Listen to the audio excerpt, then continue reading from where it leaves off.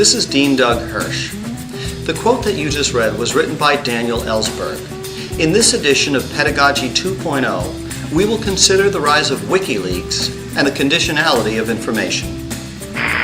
There are situations where secrecy is imperative in time of war to protect soldiers, but beyond that, as a general rule, transparency and consultative process are almost invariably the right course of action.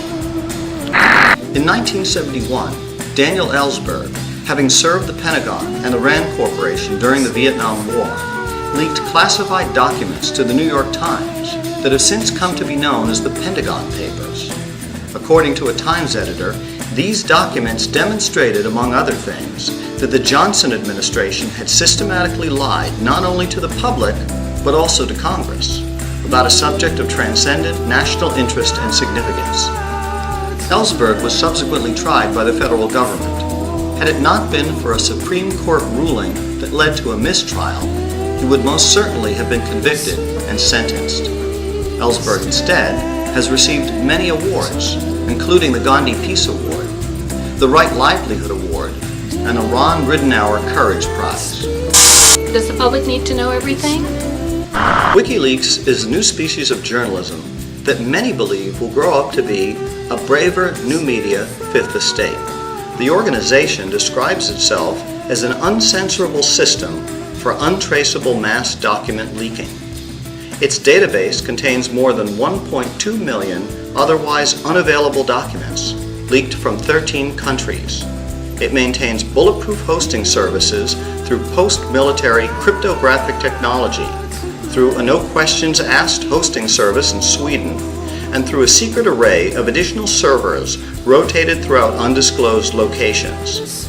Numerous sources credit Julian Assange, an Australian journalist and internet activist, as WikiLeaks' director. Well, I believe that there's a fine line between privacy and free speech. There are times when it's necessary to expose corruption, and there are times when it can compromise our national security.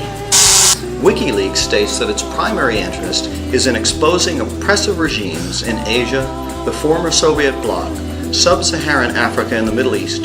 But we also expect to be of assistance to people of all regions who wish to reveal unethical behavior in their governments and corporations.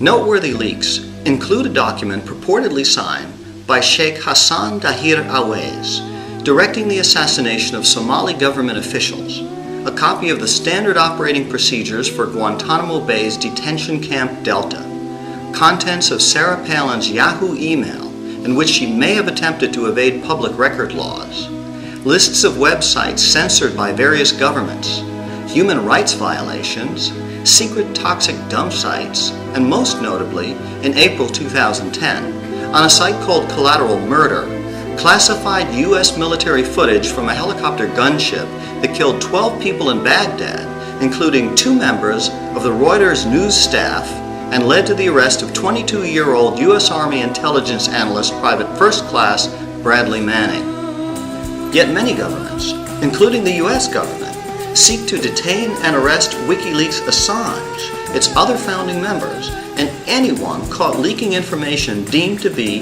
of vital national security.